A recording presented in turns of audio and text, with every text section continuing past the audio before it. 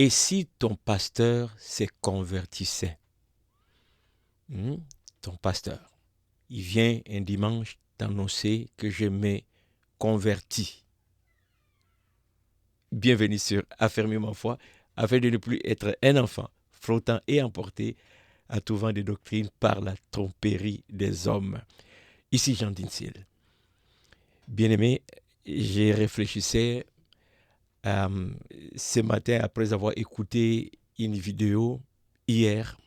Avant de me coucher, j'ai vu cette vidéo et je l'ai écoutée jusqu'à la fin. Et ce matin, en réfléchissant sur la vidéo, il m'est venu cette question. Et si ton pasteur se convertissait? Dans cette vidéo, il est question d'un pasteur qui, après 30 ans de ministère à la tête d'une église qu'il avait implantée, démissionne pour changer de, est-ce que j'appellerais ça religion, de croyance peut-être. C'est un pasteur qui a établi son église dans le mouvement évangélique. Donc, c'était une église évangélique. Un pasteur à la tête d'une église évangélique. Pas besoin d'expliquer c'est quoi évangélique. Après 30 ans de succès, une église qui a grandi en nombre, en impact, le pasteur annonce qu'il quitte cette église pour devenir catholique, pas dans le sens universel, mais catholique dans le sens de l'église catholique que nous connaissons. Et dans cette vidéo, c'est quelqu'un qui raconte l'histoire de ce passé, c'est pas vraiment lui-même le pasteur. Il semblerait, selon ce qui est rapporté dans cette vidéo, ce pasteur aurait eu un contact avec quelques prêtres catholiques. Et après un long moment d'entretien avec eux, il était fasciné par la doctrine catholique, principalement sur le culte à Marie, la personne de Marie. Et que le tout était parti de là. Le pasteur a commencé par revoir sa théologie, par revoir sa religion, sa croyance ou ses croyances, en prenant en considération tout ce qu'il avait appris auprès de ses prêtres sur notamment le culte à Marie. Et au bout de quelques années, il arrive à la conclusion qu'il devrait quitter le monde évangélique pour rejoindre le monde catholique. Et c'est là ma question. Si ton pasteur se convertissait? Le verbe se convertir dans notre milieu chrétien, surtout évangélique, pentecôtiste, protestant, tout ce que vous voulez, est plus appliqué sur une personne païenne qui devient chrétienne, où nous allons parler du terme naître de nouveau. C'est vraiment là que le verbe se réconcilie. Pardon. Le verbe se convertir est plus utilisé. Lorsque je dis si ton pasteur s'est converti, c'est une question tout de suite dans la tête qui n'a pas de sens. Comment mon pasteur va se convertir? Il est déjà converti.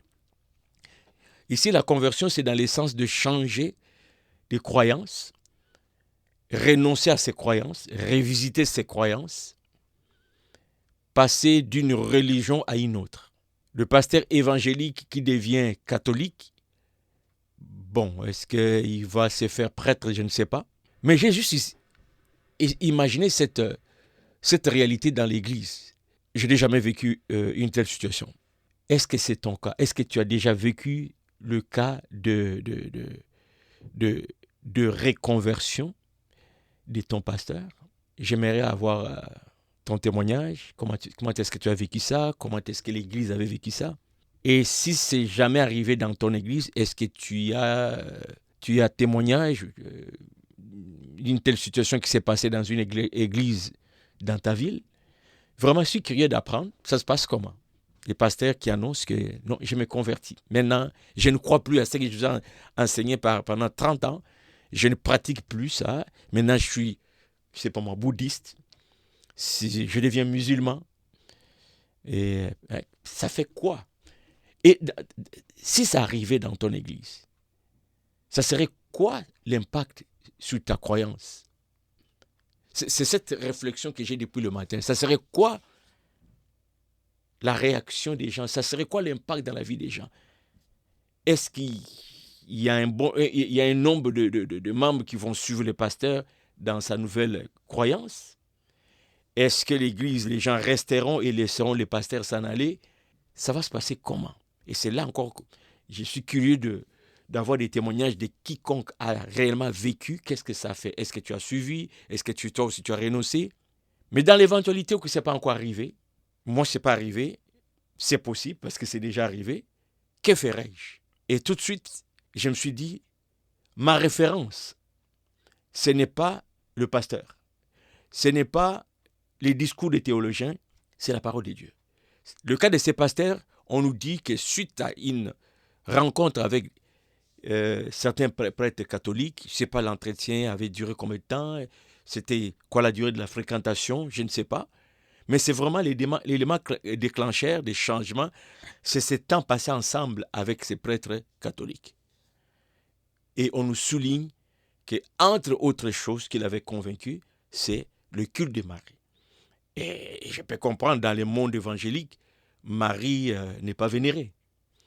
Et sûrement qu'en allant du côté catholique, ce qu'on lui a dit sur Marie, tout ça, ça fait que il est arrivé à la conviction de donner de la place dans sa vie à Marie. Moi, j'ai dit, à la lumière de ça, de cette situation, la parole de Dieu reste la référence. Et je te conseille, bien aimé, si jamais ça arrivait, c'est la parole de Dieu qui doit être la référence. 2 Timothée chapitre 3, verset 16. Toute écriture est inspirée de Dieu et utile pour enseigner, pour convaincre, pour corriger, pour instruire dans la justice. Et je pense même que si nous continuons au verset 17, il est dit « Afin que l'homme de Dieu soit accompli et propre à toute bonne œuvre ».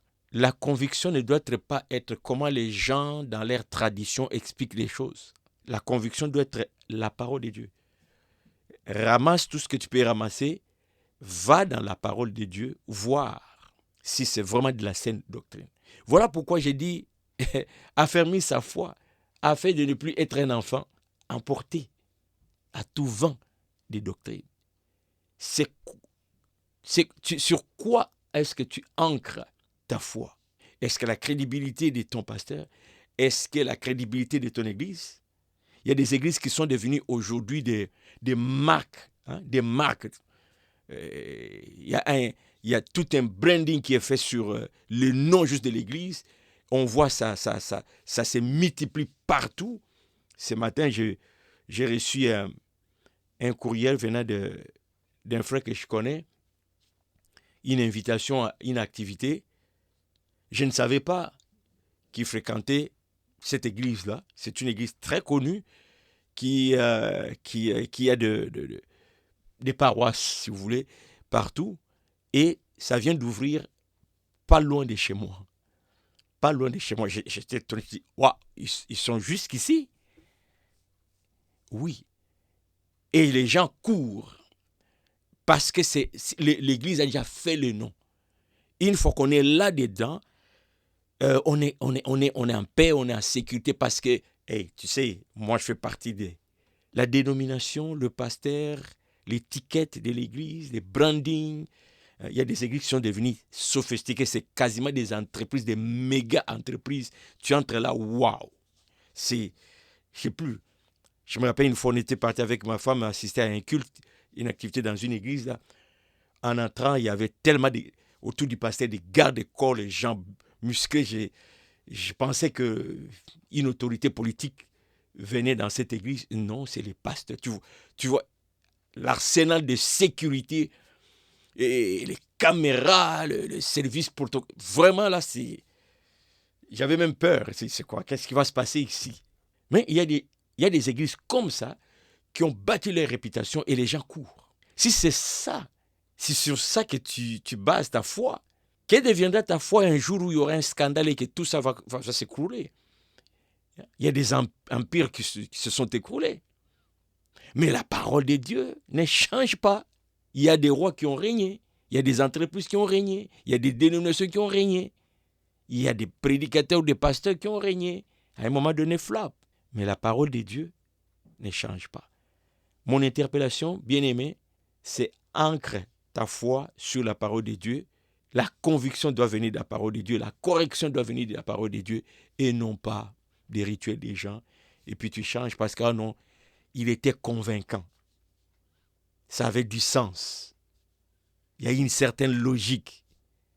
Mais tu ne vérifies pas avec la parole de Dieu. Ça, c'est dangereux pour quelqu'un qui se dit disciple de Jésus-Christ. Que feras-tu si ton pasteur s'est converti? À la prochaine.